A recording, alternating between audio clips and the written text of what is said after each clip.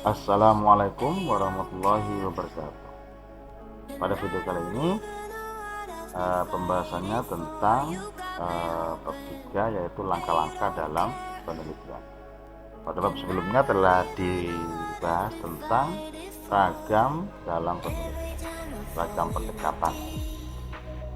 Pada bab ini yaitu langkah-langkah dalam penelitian. Apa saja langkah-langkahnya? Nanti kita bahas secara tuntas. Yang pertama, preposisi penelitian. Apa itu preposisi? Preposisi adalah segala sesuatu yang harus ditentukan setelah rumusan masalah, konsep, variabel, teori. Preposisi adalah suatu pernyataan yang terdiri dari satu atau lebih konsep atau variabel. Jadi pernyataan yang di sana itu ada konsep, ada variabelnya. Konsep itu semacam abstraksi tentang suatu gejala. Nah, preposisi itu ada yang univariat, kemudian yang kedua ada bivariat, dan yang ketiga ada multivariat. Univariat itu pernyataan yang mengandung satu konsep. Misalnya ya, pembayaran mahasiswa tertib 100%. Nah, itu adalah satu pernyataan preposisi yang mengandung satu konsep atau satu variabel. Kalau bivariat itu mengandung dua konsep atau dua variabel. Misalnya, karena mahasiswa itu tertib membayar 100%, maka secara administrasi perkuliahan juga lancar dan baik. Adapun yang lebih dari dua konsep atau variabel itu kita sebut sebagai multivariat. Jadi pernyataan, ada pernyataan yang mengandung satu konsep atau variabel, ada dua dan juga lebih dari dua. Kemudian ada beberapa jenis preposisi yang biasa dikenal atau lazim digunakan dalam dunia akademisi atau para ilmuwan. Misalnya yang pertama adalah aksioma, kemudian ada postulat, kemudian ada teorema, hipotesis, dan generalisasi empirik. Aksioma itu misalnya yang pertama ini adalah pernyataan yang telah diakui kebenarannya, jadi sudah teruji dia biasa.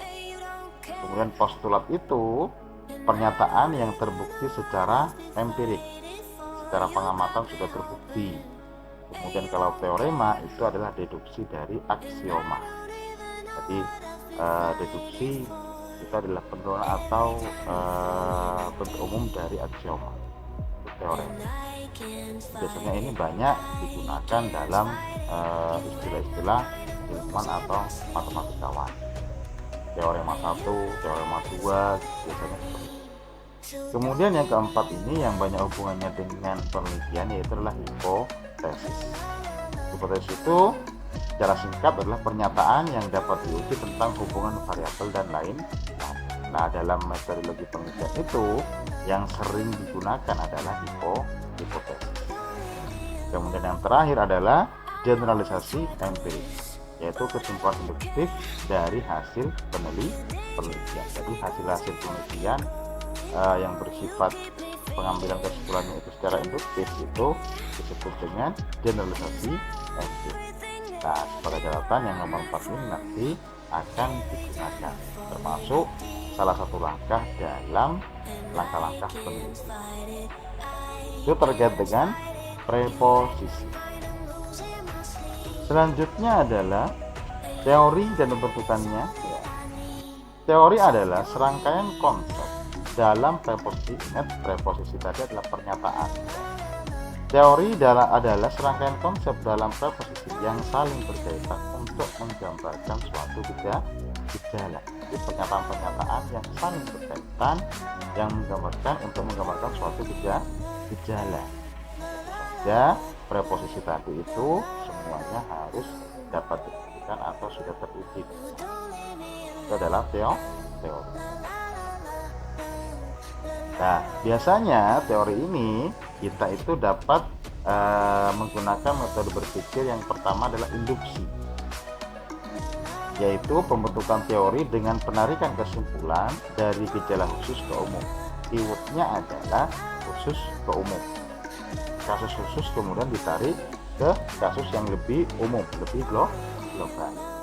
Sedangkan sebaliknya, yaitu misalnya berpikir deduksi atau deduktif, nah ini juga bisa diistilahkan induktif. Kalau ini deduktif, pembentukan teori dengan penarikan kesimpulan dari gejala umum ke khusus, di mana pola berpikir ini biasanya sangat identik dengan silogisme.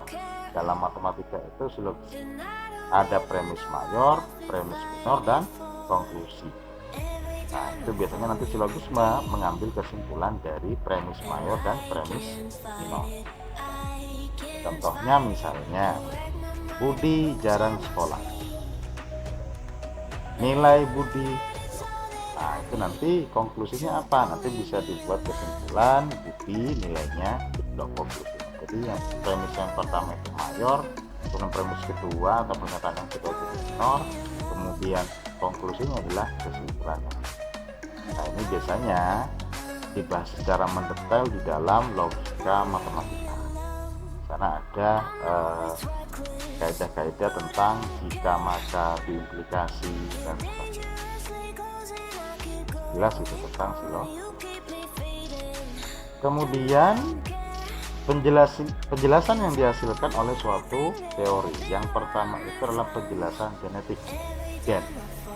Jadi misalnya penjelasan tentang teori tertentu, mengapa dulu ada dan bagaimana saat ini, tentang sejarah, tentang undang-undang, perampasan aset, misalnya seperti itu. Mengapa dulu ada dan bagaimana saat ini. Kemudian penjelasan intensional, misalnya suatu teori itu apa yang mendasari dan tujuannya apa. Contohnya misalnya ada kelainan secara seksual, LGBT misalnya, meskipun kontroversi gitu ya, maka sebenarnya apa sih dasar dari kelainan yang seperti itu dan tujuannya apa. Nah, itu contohnya. Kemudian kalau yang ketiga itu adalah penjelasan disposisional, yaitu perilaku personal atau pribadi. Misalnya mengapa seorang itu bunuh diri, alasan-alasannya apa, apakah ada tekanan atau mungkin ada masalah tertentu dan lain sebagainya. Kemudian yang keempat adalah penjelasan fungsional. Kalau penjelasan fungsional ini biasanya gejala satu dijelaskan oleh gejala yang lain. Misalnya HP, kereta api uap gitu ya. Misalnya kalau kereta dulu itu kan menggunakan kereta api itu menggunakan uap. Artinya apa? Tidak menggunakan listrik. Sedangkan yang saat ini adalah kereta listrik misalnya. Nah, sekarang kereta uap itu berubah fungsi. Gejalanya sudah berbeda. Bukan lagi sebagai alat transportasi, tapi menjadi museum sejarah. Atau mungkin tahanan Belanda dulu, ada sebuah bangunan Belanda yang dulunya berfungsi sebagai tahanan, yang saat ini berfungsi sebagai museum. Kemudian yang selanjutnya adalah penjelasan melalui generasi empirik. Nah, ada hubungan gejala khusus umum dengan pengamatan, generalisasi. Terus yang selanjutnya adalah penjelasan melalui alasan, mengapa berperilaku demikiannya hampir sama dengan yang penjelasan intensional. Nah, inilah penjelasan yang disebutkan oleh suatu teori. Jadi ada alasannya semua, ada dasarnya semua. Kemudian yang terakhir adalah teori formal, penjelasan yang dilakukan secara deduksi. Deduksi itu mengambil sesuatu yang khusus ke umum. Itu teori formal yang sering dipakai ketika kita menyusun landasan teori. Oke, selanjutnya adalah tentang konsep. Nah, ini pemahaman konsep. Nanti ada kaitannya dengan variabel. Konsep itu merupakan ide, penggambaran atau deskripsi dari hal-hal atau benda-benda atau gejala-gejala sosial yang dinyatakan dalam kata atau istilah. Misalnya contohnya itu adalah jamu, itu konsepnya adalah ramuan yang dari dulu untuk mengingatkan dan seterusnya. Baik itu dalam bentuk cair, dalam bentuk obat, tablet dan sebagainya, itu tidak peduli, konsepnya tetap adalah jamu, paling berubah istilah saja. Handphone misalnya, kalau dulu zaman Nokia belum bisa browsing, konsep handphone yaitu untuk komunikasi, itulah konsepnya. Adapun handphone sekarang bisa berfungsi sebagaimana komputer, bisa browsing internet dan lain sebagainya, itu konsepnya tetap handphone. Nah, itu yang dimaksud dengan konsep, penggambaran yang umum dengan istilah tertentu yang perlu diperjelas. Atau ini adalah yang konkret, kalau yang abstrak misalnya adalah interaksi, istilah-istilah interaksi, organisasi. Kalau jamu, handphone, komputer itu kan kasat mata, dapat diamati. Tapi kalau interaksi, organisasi itu kan konsep abstrak. Lah, konsep ini biasanya itu berupa abstraksi, penggambaran. Gajah seperti ini, seperti ini, seperti ini. Ya, organisasi seperti ini, perundang-undangan seperti ini. Kemudian ada istilah generalisasi, umum, bersifat umum dan berlaku untuk semua, mudah dipahami oleh semua. Nah, namun karena ilmu sosial itu bersifat fleksibel, dalam artian apa? Kadang beberapa istilah itu ada yang berbeda, atau bisa juga memang perbedaan pendapat. Maka konsep itu harus didefinisikan terlebih dahulu. Misalnya handphone itu apa sih definisinya? Maka harus didefinisikan secara jelas. Meskipun konsepnya secara abstraksi sudah kita tahu, tapi dalam penelitian nanti harus didefinisikan. Nah, sehingga kalau konsep yang sudah didefinisikan dengan jelas, bahkan bisa jadi dengan langkah-langkahnya, maka barulah itu menjadi variabel. Jadi variabel itu adalah konsep atau gambaran yang atau deskripsi tertentu, gejala atau mungkin cerita tentang sesuatu yang sudah terdefinisikan. Itulah variabel. Jadi konsep yang sudah lebih konkret atau suatu konsep yang mempunyai variasi nilai. Contohnya misalnya IPK gitu ya, itu punya variasi nilai, variabel. Besaran gaji itu juga suatu contoh. Lah, variabel ini ada variabel dikotomi, kemudian terbagi lagi menjadi variabel politomi dan juga variabel kontinu. Kalau variabel dikotomi itu adalah variabel yang mengandung hanya variasi nilainya 2. Misalnya jenis kelamin itu laki-laki dan perempuan, KTP misalnya seperti itu, maka itu disebut dengan variabel dikotomi. Tapi kalau variabel politomi itu lebih dari 2. Misalnya daerah asal misalnya, itu kan bisa jadi daerah utara atau arah lah, utara, selatan, barat dan kemudian yang terakhir adalah variabel kontinu yang biasanya berupa interval, variabel. Nah, itu adalah istilah-istilah dalam variabel, macam-macam, ada variabel dikotomi, politomi dan variabel kontinu. Kemudian selanjutnya adalah langkah-langkah penelitian. Ini adalah poin penting dalam video ini, langkah-langkah. Kalau tadi pengantar tentang konsep, variabel, preposisi, langkah-langkahnya seperti apa dalam sebuah penelitian itu? Yang pertama adalah identifikasi, pemilihan dan perumusan masalah. Jadi intinya awal itu adalah dari masalah penelitian itu. Masalah itu muncul adanya gap antara kenyataan dengan yang seharusnya. Contoh misalnya ya, ada masalah seharusnya kalau siswa itu bisa pinter kalau sekolah, nyatanya ada siswa yang tidak pinter. Nah, itu kan kenyataan dengan yang seharusnya itu kan tidak sejalan, ada gap gitu. ada kesenjangan, maka itu kita harus mencari, atau dalam istilah ilmiah adalah riset. banyak masalah ini, sangat banyak sekali dalam dunia manajemen, ekonomi, perbankan, karena namanya juga berkehidupan sosial itu pasti banyak masalah. Jadi diawali dari masalah.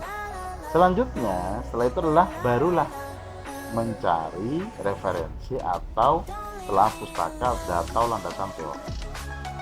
Jadi telah pustaka ini dalam rangka untuk memperkuat dari masalah tersebut. Teorinya apa saja kita harus mencari, bisa dengan jurnal, buku, museum juga bisa, atau mungkin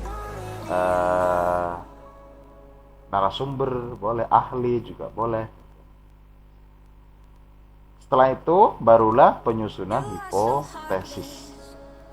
Hipotesis itu sebuah pernyataan yang akan diuji dalam sebuah penelitian. Misalnya apakah ada hubungan, ya, hipotesis itu sebuah pernyataan, bukan pertanyaan. Kalau rumusan masalah itu sebuah pertanyaan, tapi kalau hipotesis itu adalah pernyataan.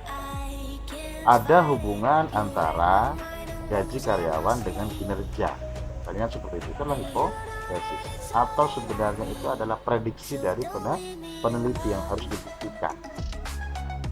Jadi secara terperinci hipotesis itu ada H0 dan H1. Selanjutnya yaitu adalah identifikasi, klarifikasi, dan penentuan definisi operasional tadi. Kembali ke tadi, preposisi, konsep dan variabel tadi. Konsepnya apa? Maka harus didefinisikan terlebih dahulu agar perbedaan-perbedaan pendapat tentang definisi yang akan dilakukan dalam penelitian itu tidak membingungkan. Jelas, oh ternyata yang dimaksud dengan prestasi belajar adalah seperti ini, yang dimaksud dengan motivasi itu ini dalam penelitian. Sudah jelas definisi operasional. Baru kalau sudah definisikan, yang selanjutnya adalah penyusunan desain penelitiannya. Desain penelitiannya seperti apa? Kita perlu didesain semudah mungkin, kemudian sesuaikan dengan kebutuhan si peneliti sendiri. Semuanya bergantung sama peneliti. Terus setelah itu baru pengembangan atau alat pengumpulan data. Jadi kira-kira atau istilahnya ini instrumen. Pengumpulan data itu kan banyak macamnya, misalnya dengan wawancara, dengan kuesioner, atau mungkin tes langsung maupun tidak langsung. Nah itu kira-kira instrumennya apa? Itu perlu dipersiapkan. Kalau memang wawancara, berarti harus mempersiapkan pertanyaan-pertanyaan untuk wawancara yang berhubungan dengan peneliti. Terus setelah itu barulah penentuan populasi dan sampel penelitian. Nah, penentuan sampel dan penelitian ini kalau dalam metode penelitian atau mungkin di buku saya itu, populasi itu hanya digunakan untuk penelitian kuantitatif. Tapi kalau penelitiannya kualitatif, dia tidak menggunakan populasi. Kalau sampel penelitian mungkin masih boleh-boleh saja. Jadi kalau kuantitatif silahkan tentukan populasinya dan sampel penelitiannya. Kira-kira misalnya tentang guru se-Jawa Timur, maka populasinya adalah guru Jawa Timur. Kemudian sampelnya kira-kira ngambil guru dari mana saja. Nah, maka itu harus ditentukan. Tentu saja penentuan populasi dan sampel ini juga disesuaikan dengan kebutuhan si peneliti. Kalau memang terlalu luas, maka dibuat batasan-batasan terkait dengan penampilan. Terus setelah itu barulah pengumpulan data. Pengumpulan data itu dengan cara misalnya wawancara, tadi sudah disampaikan ya, dengan cara tes. Nanti kan ketika hasil dari tes atau wawancara atau kuesioner itu nanti berupa data. Barulah kalau sudah terkumpul datanya, dilakukanlah pengolahan dan analisis data. Data itu diolah, disortir, kemudian diinterpretasikan gitu ya. Dites, bahkan dalam istilah kualitatif itu pengolahan data di sini bisa menggunakan statistik, syarat dengan statistik pengujian. Baru setelah itu adalah interpretasi hasil analisis data. Setelah data diolah, kemudian hasilnya ada seringkas mungkin, kemudian di display, barulah kemudian diinterpretasikan. Kira-kira hasil pengolahan datanya seperti apa, sambungkan dengan teori-teori yang ada. Interpretasinya bagaimana. Setelah itu barulah penyusunan laporan peneliti. Penyusunan laporan penelitian ini berdasarkan format dari perguruan tingginya masing-masing. Ada template-nya. Nah, inilah serangkaian langkah-langkah dalam penelitian ini secara umum. Bahkan mungkin di beberapa perguruan tinggi tidak sedetail ini, atau di ragam-ragam pendekatan penelitian itu tidak semuanya selengkap. Nanti akan kita bahas. Kemudian B, langkah-langkah penelitian seperti yang tadi. Kalau tadi bersifat umum, sekarang bagaimana kalau langkah-langkah penelitian dalam berbagai macam ragam penelitian. Misalnya yang pertama penelitian historis. Kalau penelitian historis itu ada 5 langkah yang perlu dipersiapkan ya. Misalnya definisikan masalah, kemudian rumuskan tujuan penelitian, kumpulkan data, kemudian evaluasi data. Nah, karena dia penelitian historis, sejarah gitu ya, datanya dievaluasi, tidak perlu diuji secara statistik misalnya seperti itu. Barulah kemudian menyusun laporan. Jadi kalau yang A tadi itu secara umum ini berdasarkan ragam pendekatan atau ragam penelitian. Nah, kalau penelitian historis itu misalnya ada katanya dengan sejarah. Berarti pengumpulan datanya berupa dokumenter, video dokumenter gitu ya, wawancara dengan ahli atau sumber atau pelaku sejarah. Nah, seperti ini. Yang kedua penelitian deskriptif ya.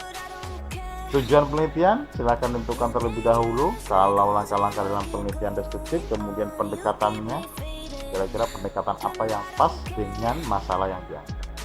Karena bisa jadi masalah yang sama pendekatannya berbeda untuk masing-masing peneliti, atau masalah yang berbeda juga pendekatannya bisa berbeda. Kemudian mengumpulkan data dan pengolahan serta interpretasi data serta menyusun laporan.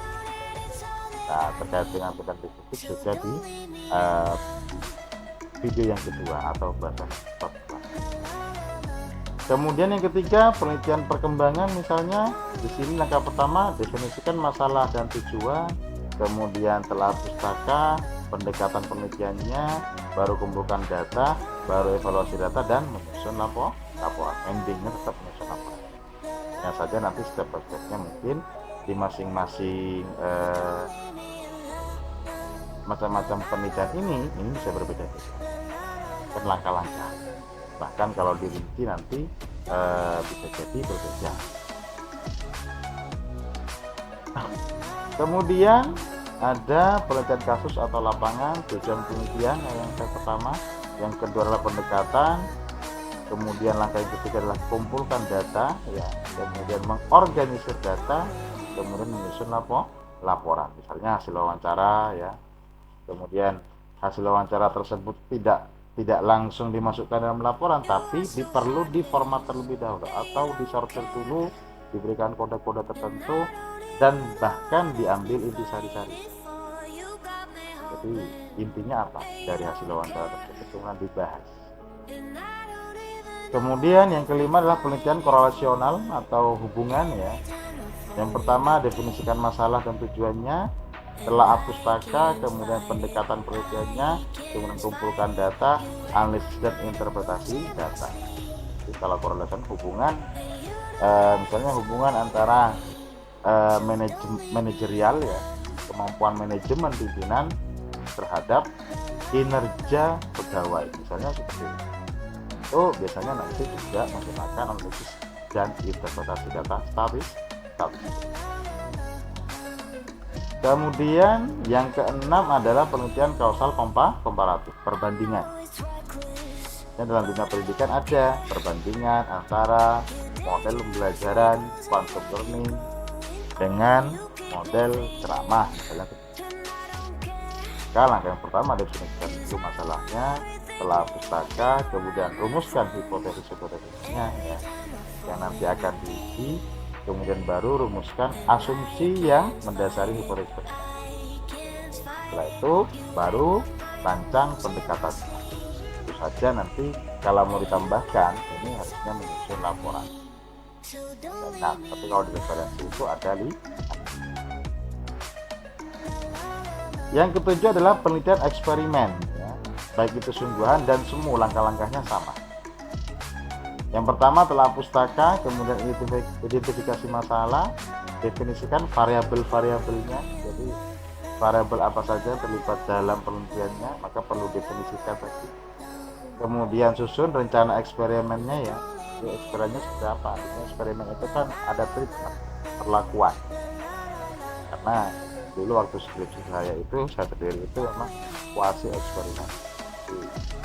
Ya, paham benar. Treatment, ada intervensi dari peneliti terhadap variabel. Kemudian langkah yang kelima adalah lakukan treatment. Lakukan perlakuan apa yang dimasukkan dalam variabel. Kemudian barulah lakukan analisis statistik atau tes signifikansi ya. Kalau sudah, interpretasikan, kemudian barulah menyusun lapor. Kemudian yang terakhir, yang ke-8 itu adalah penelitian tindakan. Yang pertama hampir mirip semuanya ya. Definisikan masalah dan tujuan, kemudian telah pustaka, kemudian rumuskan hipotesis, kemudian aturlah riset settingnya ya. Kira-kira nanti settingan penelitiannya bagaimana, itu perlu dipersiapkan semua. Tunggal 5, membuat kriteria evaluasi dan pengukuran. Jadi pengukurannya apa, itu juga perlu dipersiapkan. Dan terakhir menyusun laporan. Jadi dari semua langkah-langkah ini banyak yang tidak lepas dari yang pertama adalah misalnya definisikan masalah dan tujuan penelitian. Itu paling penting. Masalahnya apa, terus tujuan penelitian ini apa. Itu biasanya baik itu artikel atau publikasi ilmiah memang menyampaikan masalahnya apa, barulah telah pustaka serta metode-metodenya yang atau pendekatannya itu dari usul penelitian. Yang paling penting selalu langkah pertamanya adalah definisikan masalahnya kira-kira apa, riset gap-nya itu apa yang tidak sesuai antara kenyataan dengan yang seharusnya, topik apa ya.